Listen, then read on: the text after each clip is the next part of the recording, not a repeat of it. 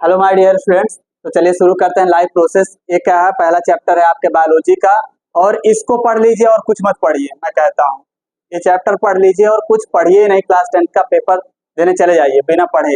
Life process देखिए, chapter का नाम क्या है, लाइफ प्रोसेस क्या कहला देता है। ठीक है, लाइफ प्रोसेस तो है क्या, लाइफ प्रोसेस डिफिनीशन क्या है इसकी। तो the process which performed from birth to death, ऐसा प्रोसेस जो बर्थ से लेकर डेथ तक चलते रहते हैं उनको क्या कह देते हैं, लाइफ प्रोसेस। जैसे कि सांस लेना और क्या करना, खाना खाना, nutrition, digestion, respiration, transportation, these are the process which are perform from birth to death. ये सारे प्रोसेस होते हैं जो क्या बर्थ से लेकर डेथ तक चलते रहते हैं। और विदाउट एक भी अगर प्रोसेस नहीं होगा तो हमारा क्या, हमारे पूरी जिंदगी का, हमारे पूरे लाइफ का क्या हो जाएगा, संतुलन बेकार हो जाएगा। तो इसकी डिफिनीशन क्या है, शॉर्ट डिफिनीशन है the process which performed from birth to death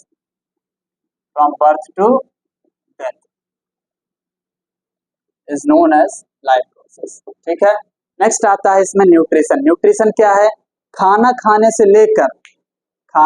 से लेकर हमको जब एनर्जी, हम खाना खाते हैं, as we take food then we get energy, हम क्या फील करते हैं, एनर्जी फील करते हैं, तो उसे क्या कह देते हैं, nutrition. It is a process in which intake of food and excrete what, wastage.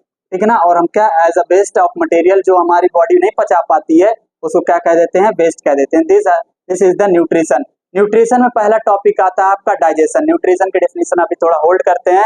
Digestion आपका क्या है, बहुत इंपॉर्टेंस है। ठीक है ना, डाइजेशन देख लीजिए, डाइजेशन होता क्या है। ठीक है, डाइजेशन का मतलब ये होता है क्या कि कॉम्प्लेक्स फूड को, क्या कॉम्प्लेक्स फूड भैया, कॉम्प्लेक्स फूड को सिंपलर फूड में ही कन्वर्ट करना क्या कहला देता है, डाइजेशन कहला देता है। The conversion of complex food into simpler food is known as digestion. और एक ही बहुत ही बड़ा प्रोसेस होता है जिसमें आपको लगता है क्या खाना खाएं और क्या आसानी से हो गया सारी चीजें, लेकिन ऐसा नहीं है, ये बहुत ही लंबा प्रोसेस होता है। इसमें देखिए डाइजेशन में दो चीजें आपकी हेल्प करती हैं।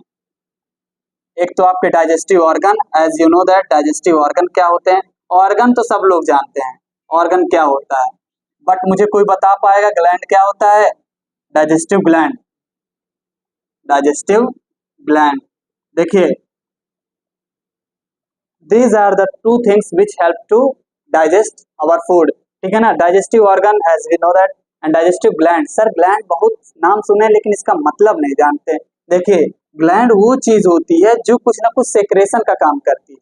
सेक्रेशन मतलब कुछ ना कुछ निकालने का काम करती है, तो क्या कहता है, ग्लैंड कहलाते। जैसे कि जूस सेक्रेट करेगी वो भी ग्लैंड कहलाएगी, हार्मोन जो सेक्रेट करेगा वो भी क्या कहलाएगा, ग्लैंड कहलाएगा, और जो एंजाइम सेक्रेट करेगा वो भी क्या कहलाएगा, आपका ग्लैंड कहलाएगा। ओके, तो इसको एज अ कॉम्पिटिटिव एग्जाम में भी डाइजेशन पढ़ाया जाता है, बहुत ब्रीफली पढ़ाया जाता है। क्यों, क्योंकि यहाँ से क्वेश्चन आते हैं। क्या आता है कि इसमें स्मॉल इंटेस्टाइन कितनी लंबी होती है, कितना, और भोजन कहाँ से भोजन पास होता है। तो हम चलिए शुरू करते हैं। डाइजेस्टिव ऑर्गन मेन हमारा आता है जिससे हमारे माउथ से लेकर स्मॉल इंटेस्टाइन, लार्ज इंटेस्टाइन जहां तक होता है उसी पूरे को क्या कह देते हैं, एलिमेंट्री कैनाल कह देते हैं। क्या कह देते हैं, एलिमेंट्री कैनाल कह देते हैं। देखिए एलिमेंट्री कैनाल, ये एलिमेंट्री कैनाल ही से सारे ऑर्गन क्या होते हैं, जुड़े होते हैं। कहने का मतलब एलिमेंट्री कैनाल से पहले में जुड़ा होता है आपका माउथ। तो हमारा digestion begins from our mouth. Digestion कहाँ से स्टार्ट होता है, हमारे माउथ से स्टार्ट होता है। कहने का मतलब अगर हम फूड लिए हैं, माउथ में क्या होता है, माउथ में टू थिंग्स होती हैं। एक क्या होती है, टीथ होती है, एक टंग होती है। टीथ क्या करता है, टीथ, अब आपको पता है आपने रोटी खाया, रोटी को आपको लगता है क्या ये सिंपलर फूड है, but it is a complex food. क्यों, क्योंकि हमारे दांतों के लिए अगर स्मॉल जो माइन्यूट पार्टिकल्स होते हैं that is a simpler form. और रोटी क्या है, आपका कॉम्प्लेक्स फूड है। रोटी आपका क्या है, ब्रेड मान चलिए क्या है, कॉम्प्लेक्स फूड है। इसमें हमारे माउथ में क्या पाया जाता है, टू थिंग्स पाई जाती है, एक टीथ, एक क्या पाया जाता है, टंग पाया जाता है। ठीक है ना, टीथ क्या होता है, आप जानते हैं टीथ टू टाइप्स के होते हैं, परमानेंट टीथ, एक टेम्परेरी टीथ। ठीक है ना, परमानेंट टीथ और टेम्परेरी टीथ पहले सुन लेते हैं। तो टेम्परेरी टीथ जो आप जब छोटे बच्चे रहते हैं तो जो एज अ 7 ईयर्स तक जो निकलते हैं उसको क्या कह देते हैं, टेम्परेरी टीथ कहते हैं। फिर उसके बाद जो निकलते हैं उसको परमानेंट टीथ कह देते हैं। ठीक है, temporary teeth is also known as milk teeth, इसे दूध का दांत कहा जाता है। ठीक है ना, बचपन में। और ये नॉर्मली सबके निकलते हैं 2 तरह के दांत, एक टेम्परेरी और जो कुछ समय के लिए शॉर्ट पीरियड टाइम के लिए रहता है उसको टेम्परेरी टीथ कहते हैं, और जो हमेशा के लिए रहता है उसको क्या कह देते हैं, परमानेंट टीथ। अब टीथ भी कितने टाइप के होते हैं, 4 टाइप के होते हैं, मेनली 4 टाइप के होते हैं। कौन कौन से? आईसीपीएम। ये आईसीपीएम क्या है सर? आईसीपीएम कहने का मतलब देखिए, माउथ में 2 थिंग्स पाए जाते हैं, एक टीथ, एक टंग।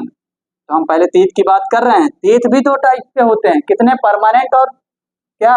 टेम्परेरी। बट हम पढ़ने जा रहे हैं पहले क्या? आईसीपीएम। आईसीपीएम कहने का मतलब आई मीन्स इंसीजर, सी मतलब कैनाइन, पी मतलब प्रीमोलर, एम मतलब मोलर। ठीक है ना। अब सर इंसीजर क्या होता है, कैनाइन क्या होता है, प्रीमोलर क्या होता है, ये आप में पूछा नहीं जाता, लेकिन मैं इसको एक्सप्लेन करूंगा। क्यों? क्योंकि है तो एक्सप्लेन तो करना पड़ेगा। इंसीजर क्या होता है? देखिए, आप थोड़ा हंसिए और हल्का स्माइल करिए, जो दांत आपके निकल के आते हैं दैट इज अ इंसीजर। वो क्या कहला देते हैं? Incisor. Incisor is also known as smiley teeth. आप हल्का मुस्कुराइए, और मुस्कुराना भी चाहिए भाई। तो इंसीजर क्या है? आप incisor is also known as smiley teeth, इनको क्या कह देते हैं? स्माइली टीथ कह देते हैं। हल्के से दांत निकालिए तो 2 ऊपर और 2 नीचे। ठीक है ना। तो ये क्या होते हैं? इंसीजर होते हैं। इनका काम क्या करना रहता है? इनका काम करना रहता है, मेन वर्क इज बाइट। क्या करना रहता है? Bite. As we know that bite क्या होता है भाई, आप इंग्लिश मीडियम पढ़ रहे हैं तो बाइट का तो मतलब पता ही होना चाहिए। जब हम क्या करते हैं, रोटी को थोड़ा काटते हैं, तो दैट इज अ, कौन से दांत काटते हैं? इंसीजर काटते हैं। नेक्स्ट है आपके कैनाइन। अब कैनाइन क्या होते हैं? देखिए, जो हल्का शार्प टाइप में होते हैं। शार्प कहने का मतलब इंसीजर के बगल में जो होते हैं उनको कैनाइन कहते हैं। ठीक है ना। जो बगल में शार्प, थोड़ा नुकीले टाइप में होते हैं। अब जैसे ये एग्जैक्टली तो हम नहीं बना पाएंगे, लेकिन इनके कुछ ऐसे, ठीक है ना, कुछ ये एकदम ऐसे शार्प टाइप में होते हैं। ये क्या करते हैं? भाई शार्प होगा तो कुछ ना कुछ इनका मेन वर्क, भाई कुछ ना कुछ बॉडी में है तो उसका फंक्शन भी अलग ही होगा। ठीक है ना। इंसीजर का मेन वर्क था बाइट करना, कैनाइन का मेन वर्क है टीयर करना। क्यों? क्योंकि ये क्या होते हैं? शार्प होते हैं। क्या होते हैं? शार्प होते हैं। और ये हमारे इंसीजर क्या होते हैं? स्माइली टीथ होते हैं। ठीक है ना। इनका काम क्या होता है? बाइट करना। और इनका क्या काम होता है? टीयर करना, फूड को टीयर करना। ठीक है ना। चीरना फाड़ना क्या काम करते हैं हमारा? कैनाइन। अब प्रीमोलर क्या होते हैं, मोलर क्या होते हैं? देखिए, प्रीमोलर और मोलर में भी कंफ्यूजन होती है। ठीक है। प्रीमोलर जो हल्के फ्लैट होते हैं, ब्रॉड ये भी होते हैं, ये भी ब्रॉड और फ्लैट होते हैं, लेकिन ये हल्के होते हैं, ये थोड़ा ज्यादा होते हैं। ठीक है ना। तो प्रीमोलर क्या होते हैं? जो स्लाइटली ब्रॉड और क्या होते हैं? स्लाइटली फ्लैट होते हैं, तो उसको क्या कह देते हैं? प्रीमोलर। और मोलर किसे कह देते हैं? जो क्या होते हैं? पूरी तरीके से ब्रॉड होते हैं और फ्लैट होते हैं, उसे क्या कह देते हैं? मोलर कह देते हैं। That's all.